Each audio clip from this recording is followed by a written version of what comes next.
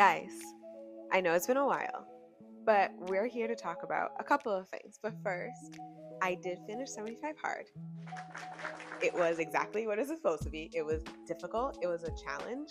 And not only did I finish 75 hard, I think I was able to conquer a lot of different things in regards to my physical health, mental health, emotional health, financial health. I'm going to get to that. And then not only was I trying to conquer this whole 75 hard mountain of a challenge, I was able to fall in love all over again with my audiobooks and then get into some really cool books that I got to read for 75 hard. So if you are into not only just fitness, learning about 75 hard, what it is, what I've learned from it, and then some books, this is for you.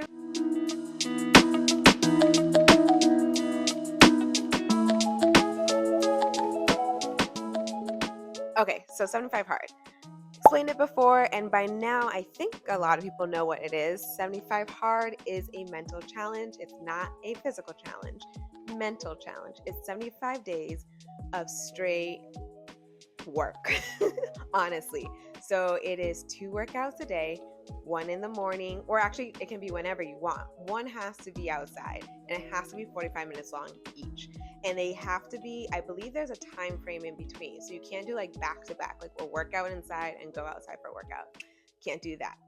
The other part is you have to drink a gallon of water a day, read 10 pages of a nonfiction book, and progress photos throughout the time, eat clean, no alcohol, all of that stuff. So definitely for some people, I have read and saw videos where they were like the alcohol was a challenge, or the drinking water was a challenge. So for me, knowing like, okay, what other people were struggling with, it kind of helped me set me up for 75 hard.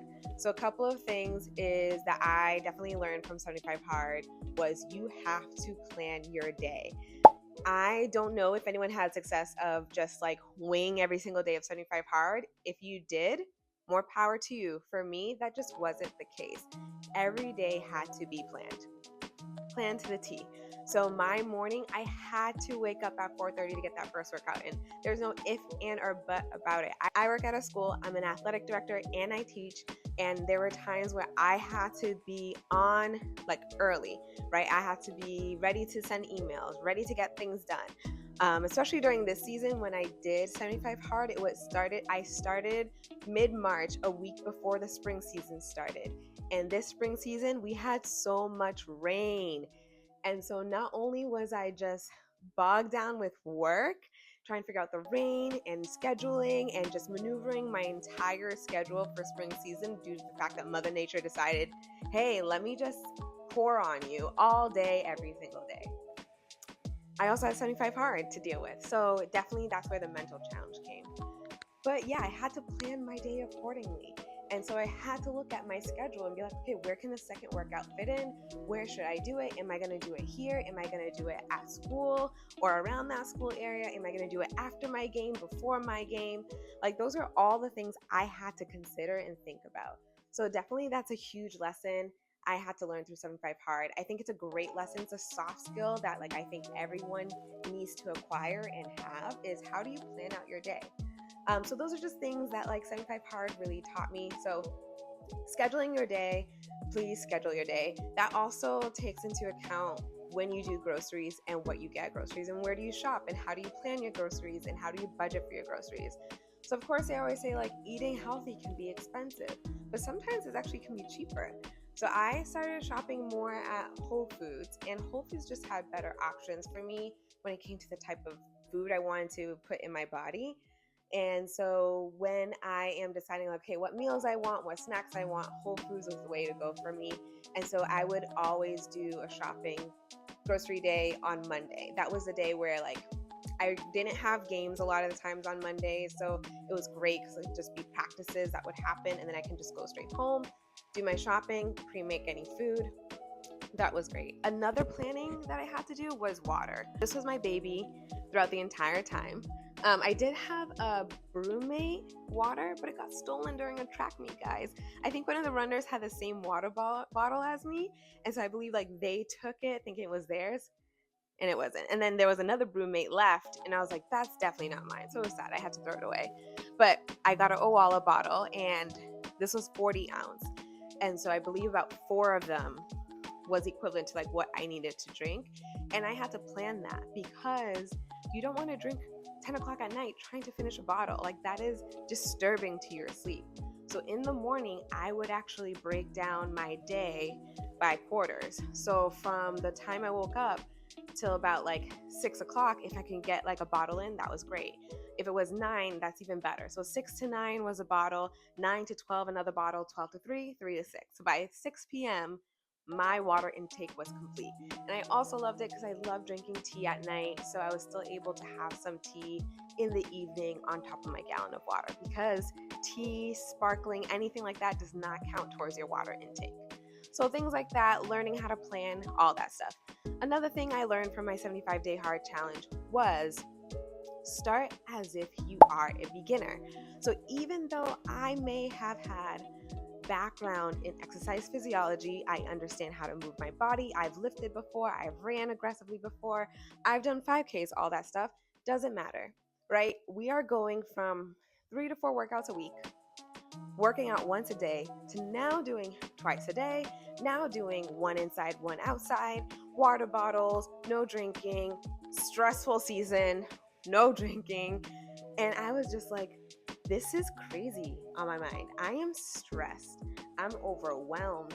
And so for me, I knew if I was working out every single day, for your body, it makes zero sense to start out blazing, gates open, running full throttle, 0 sense. So I started as if I was beginner, like a beginner runner, beginner person at the gym. So I started with the basis, working on mobility, flexibility, strength training, things like that slowly. For my walks outside, I started out just like going on brisk walks, nothing crazy. I added a weighted vest, started upping my speed for my walks as well. And then it soon became my outdoor workouts were running, sprinting, and things like that. That became something I added on later on. So definitely plan is a key skill that you will learn from 75 Hard. It is a skill that definitely enhanced for myself during this season of 75 Hard and has gotten better. So that's one thing. Hold on, I have notes. Okay, so I talked about managing your time. Starting out as a beginner, that was a huge thing. And then during the whole 75 Hard, the idea of the 7 dimensions of health kicked in hard. So I teach this simple 7 dimensions of health concept to my students in one of my classes, and it essentially breaks down healthy living in a more holistic point of view in 7 different dimensions. So you have the physical, mental, social, emotional, intellectual, you have financial, occupational, spiritual. I think those are the 7. And so throughout my season of 75 Hard, I felt like I was going through all of this as well. And I was trying to fill each bucket slowly, right? So you're getting your physical in, but you want to ensure that like your physical also includes your nutrition part of it too. So what am I putting in my body to help myself do these workouts, right? What am I drinking, and ensuring that I'm drinking something that is good and healthy for me? Mental, emotional, social, right? It's hard to have like time for friends and family during this because you're like, I gotta go for a run, I gotta go for a walk. So I would say there were moments where I did fail on the social part, where I put 75 Hard before my social. And I do understand that that is the case sometimes when people are like, I value my health and wellness, so I say no to this outing, no to this dinner, right? So my social bucket was kind of low. Mental and emotional, there were times I wanted to give up, right? And it's more than just motivation at that point that gets you off the couch to be like, go work out, stop being lazy, your body can move, go out and move. It takes more than just like motivation. I had those thoughts. It was after day 30 for sure. And so it was the discipline that got me moving, right? I knew I could do this. I knew it was a possibility for me to go outside, move my body, do that second workout, come in, cook my dinner, or like go somewhere where my dinner was cooked for me and have a healthy meal and drink my water. It was possible. I could do it. It was not just the motivation, it was the dedication, the consistency throughout the last 30 days that was allowing me to get to the point where I am. So definitely that mental, emotional took a toll at a certain point, but I was able to push through because I knew my dedication was going to get me there. My consistency was going to get me there. So then we have social, emotional, mental, physical, all that stuff. And then we get to like intellectual, right? So during 75 Hard, you have to read books that are nonfiction. And I wanted to make sure that the books that I was reading, one, was going to bring me closer to God and allow me to be in that space with Him. And then two, just allow me to learn more about myself, more about the world, understand skills that I am lacking in and where I can continue to grow. So for me, the two books that I did read were Don't Look Back by Christine Kane. This came at a perfect time because this was also a buddy read or like a group read. So Don't Look Back by Christine Kane. Main lesson right here, Sodom and Gomorrah, the whole looking back and turning to a pillar of salt. And essentially what she talks about is the Lord doesn't ask us to look back ever. Always looking forward, allowing His word to be the lamp that your feet are walking. And so when you look back, when you kind of like, remember, or like life was just so much easier then, and you're not looking forward to like what God has asked of you, where you should be going, or even stepping into the call because you are just so hell-bent at staying in the past. And that also, there's a sense of disobedience in that because He is asking you to move forward because He's calling you to a place. And when you are called somewhere, it is not just for your good.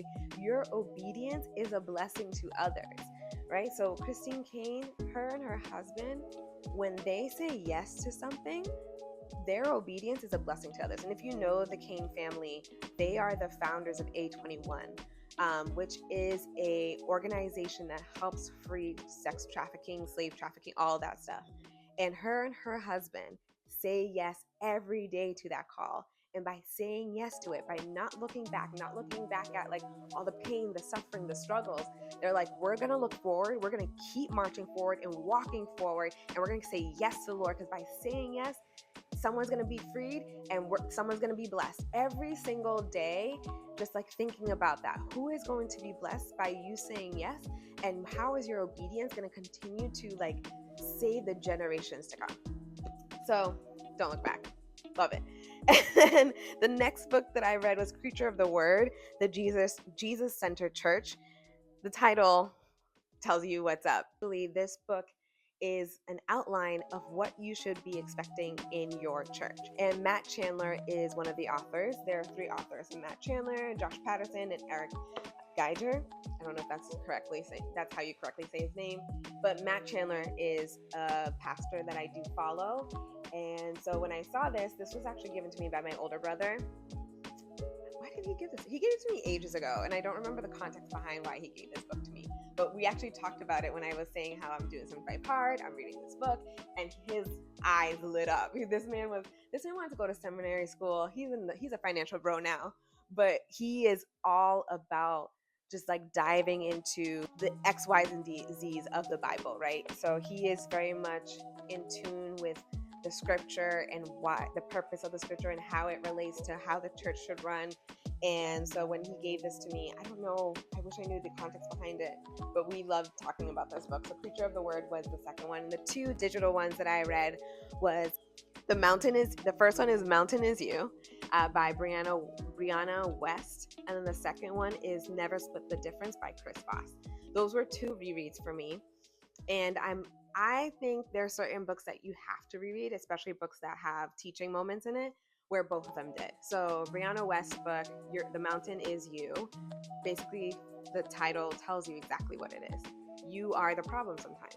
Your anxiety, your fixed mindset, all of those things are hindering you from moving forward, from going into a place that you are meant to be in. In the Chris Voss book, Never Split the Difference, I don't know how I found this book or how I stumbled upon it. I read it for the first time last year, and so I was excited to read it again this year.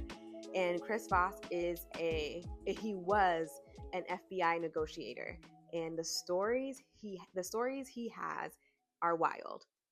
And so in this book in particular, he guides us through multiple different scenarios that he was in, and how understanding how to negotiate. He takes us through all these scenarios, and through these scenarios he teaches you how he decided to use a certain tactic to get the results that he wanted.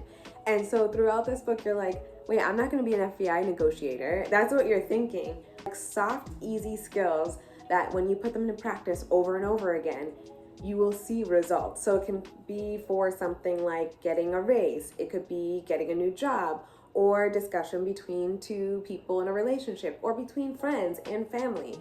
And it's a quick read, it's nothing crazy, and it's not strenuous whatsoever.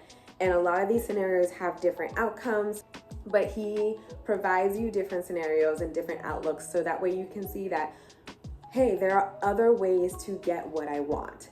And it's not like what you want because you want to be a manipulator or someone who is controlling or trying to be powerful, whatever. It's simply like, hey, I've worked at this job for 5 years and I've done X, Y, and Z, so I believe that this is what's fair, and using the terminologies that he is providing you, so that way you can navigate conversations a little bit better. So that was a great book to read. So those are the 4 books that were part of my 75 Hard journey.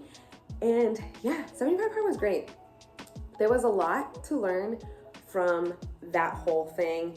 That took up my entire life. But I can't complain. I really can't. It was good overall. Sorry about the camera angles, guys. Like, my first camera died. Now we're here. And so we're just trying to sort you out. Okay, I think we're good here. I think we're good. All right, so what's next, guys? Okay, cutting right in, guys. It might seem a little choppy, but completely forgot a couple of things. I'm gonna get right to it before I forget again. So before I talked about all the different aspects that 75 Hard kind of assisted with. So like the 7 dimensions of health, I mentioned it. We already talked about physical, emotional, mental, social, and then let's talk about financial. So during the time I was doing 75 Hard, I was also completing my financial debt journey. And so that's what I'm currently on. I'm still on the journey, but I did the Dave Ramsey Financial Peace course, and I did it through my church. And what I gained during that time was just knowledge that I feel like I never understood before. I think it's important for everyone to have financial literacy. We, of course, know that's not something that we are taught in class. A lot of people do get this skill straight from their family, and it's passed down. But for me, that wasn't truly the case. My parents were good about saving and using what they saved to get what they wanted. So example, the home that they currently live in now. I remember watching them save quarters on quarters, wrapping quarters, taking it to the bank, saving dollar bills. I watched my parents save. So the idea of saving money, understood, got that.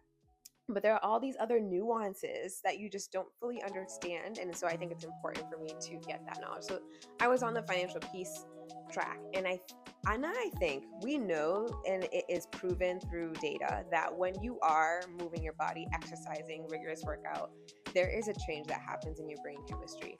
And I truly believe that during that time, I was able to digest so much more information and allow myself to just be on top of my finances. And because of that too, in a matter of just months, I've seen so much change within the way I see my finance, saving, tackling my debt, seeing my credit score change just drastically. It was changing. So financial wellness of the 7 dimensions of health was increasing. So that bucket was getting a lot of love, and it continues to get that. So I'm still doing a lot of things to help me grow and to understand finances, to hopefully acquire some more investments in the future.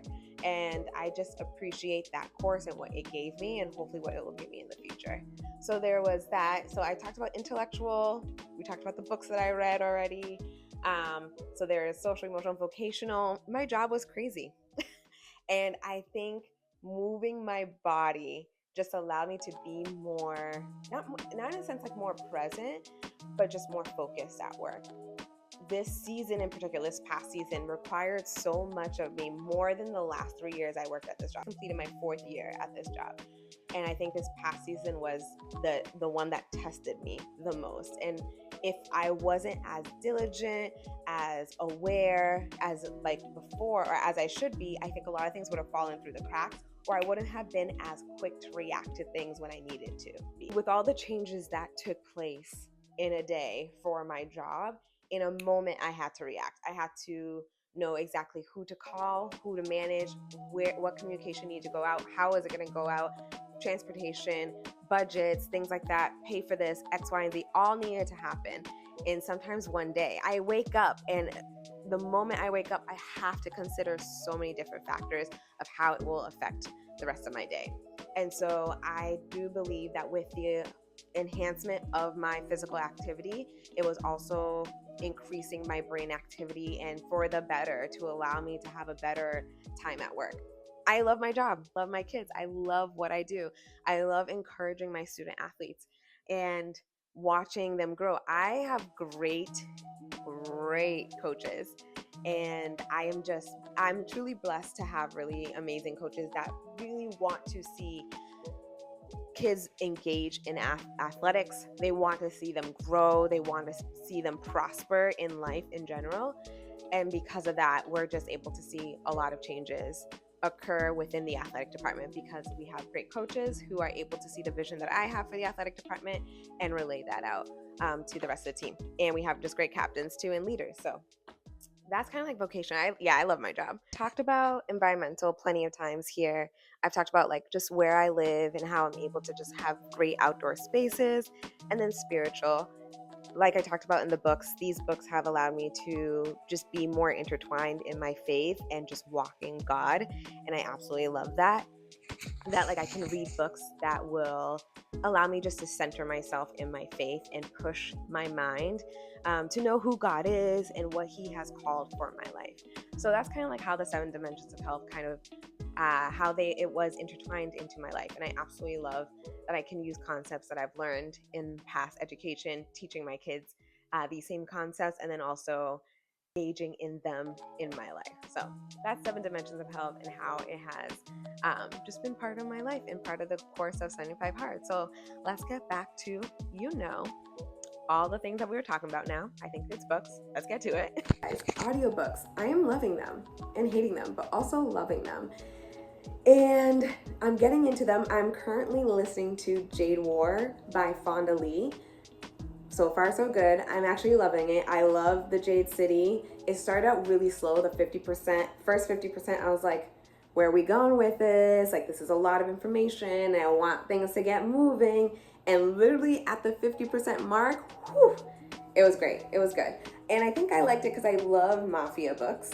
And this had like an essence of it. Definitely Asian culture based, but a little bit of magic system in there. And it wasn't too heavy at all with the magic system. And it was just, for me, it was easy to follow because the fact there weren't all these like hierarchies and magic and people and different types of creatures and all that stuff. So I'm currently listening to the second book right now, and it's gonna run out soon. So I might have to like renew my loan for it. So that's that. And then I did a listen and read with Deep End by Ali Hazelwood. I love Ali Hazelwood. I appreciate her a lot. The only thing about this book that was just sad for me was there wasn't enough science, in my opinion, in the book. The female character, I guess I understood her plight and what she was struggling with, especially when it came to social interactions. Completely understand. I think Ali did a great job writing her story. And the love between the two people, I'm like, okay, it was great. There was supposed to be some intensity when it came to the just the relation between the two characters. And I saw it. To be fair with you, I don't care for those things, so I actually skipped through them. That's just what I started doing. And other than that, though, I actually appreciate it. I love the drama in it. I love the discourse between the two main characters. And I love the ties from this world and her Ali Hazelwood's other world. I was like, wait, I know that name. I know that girl. I know that couple. So that was really cool to listen through. So I love Deep End. I would say a 3-star for me. I just love Ali Hazelwood. So I'm honestly going to read anything that she has regardless. So there's that. This one. Funny story. Didn't think I would like it, and I did. And the reason why I didn't think I would like it is because it got a lot of hype. And so I just didn't know if I could trust people. And here we are. I trusted the masses. Funny story. I'm gonna give this a 4-star. 4-star for sure. It was such a great read about two individuals that had the worst relationships. They broke up with those people. Actually, I lied. Those people broke up with them because they're terrible. And those people got together. And then these main characters, a main female, male, male, end up having to live together. And then we just see the story unfold through there. I just thought it was great. I thought the humor was amazing. The banter was great. The audacity of people was out of this world. And I just love how the ending was just a perfect culmination of like trauma being dealt with, love being secured, karma coming after people. It was just great. Absolutely love it. And so now school's out. As I said before, I'm an athletic director, teach. Today was my last day of sending emails. I'm quite excited. The out of office was on, and I'm just ready to dive into more books. I'm currently on my Kindle reading Cuxtal Academy. It's a struggle. And from there, I don't know where I'm gonna jump to. I had a whole list of like where to go next. And because because Libby had Deep End already and it was sent to me, I was like, I have to start with this. This was supposed to, I think this was like later down the road for my book reading, but now that that's over, I have 7 Days in June, which I should have read this month. Maybe I might just get to it because like we're in June. I might bring that with me. The Neighbor Favor, The Favorites. I have this on Libby, so I might just do this too as well. So that way like I can get to it and get it over with, so I can like tag team it. And then I have Sparks of the Everflame. I think that was it for my TBR, but I'm really excited for it. I'm excited to dive deep. I'm excited for the summer so I can just like rest my mind and just breathe and read and just like relax my body. It has been a trial of a year. I'm a small charter school. That's where I'm at, and usually we don't have like crazy schedules because we're small, but in 180 days of school, I had 190 athletic events. And for a small charter school, that's crazy, okay? 190 events, and each season has like at least 2 weeks of breaks in between, right? That is wild. I am tired, but I'm ready to rejuvenate, relax, recharge, and get this summer going. I'm definitely gonna slow it down to get all this reading in. I'm just ready to enjoy the sun and just books and working out. 75 Hard definitely has me loving working out again, and working out in different capacities, right? Learning where I can do some Pilates, because I'm trying that now, because who am I? Walking on my treadie, that's what I call her, my little treadie, my walking pad, with my weighted vest, going outside for a walk, getting some sun, and right now, I'm gonna go relax by the pool, because that's what we do now, because it's summer, school's out, and I'm probably gonna bring a book with me, and just chill. And that's all I have, guys. This was a quick one, because it had to be, because I wanna enjoy my day. And the sun's not gonna be out for that long. So yeah, go outside, enjoy. If you are thinking of starting 75 Hard, let me know. If you're already in it, let me know how's it going. How are you enjoying it? Are you loving it? But you can do this. You can push yourself through it. Trust me, you can definitely do that. That's all I got for you guys. 75 Hard, great, love it. TBR list is stacking up and I'm ready to get through them. And then just ready to listen to more audiobooks. I'm gonna share more with you later of like the other audiobooks that I thought was gonna be great and it just wasn't. And I just didn't feel like sharing them right now. So we'll see how I feel about those later on down the road. Other than that, guys, my stacks are calling me and the sun is calling me. Au revoir for now. Oh, it's Woody, by the way. Never introduced myself. I don't know why, why don't I do that? I don't know, I keep forgetting. But anyways, this is Woody. Welcome. Toodaloo. Bye, guys.